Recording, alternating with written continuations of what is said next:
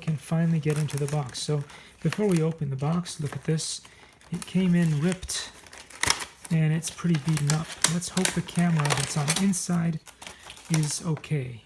So far, the mount looks okay. Unlike the one that came with the Monster, that one was beat up so badly that the camera, and there were battery issues and all kinds of stuff. And this so far looks okay. Now let's see what's inside this box here. Alright, so we got the charger. We've got the cable for the charger. We have some kind of mount. We have some kind of battery. We have another bit of mount, another bit of mount, more mount. This is probably for the bike. Another mount thing. Another kind of mount thingy-majiggle.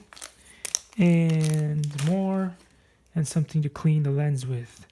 Alright, so let's hope that it's actually true, because it did say it was supposed to come with 2 batteries. There better be a second battery here.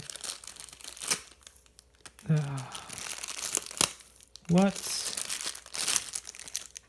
Okay, so there's a bunch of straps in here. There is the battery itself in here. It did say it would come with a micro SD card, and it did. So I'm hoping the other battery will be in here somewhere. Let's get rid of some of that stuff. I believe that that's all you got to do to open this up. And let's see how cool the actual camera is.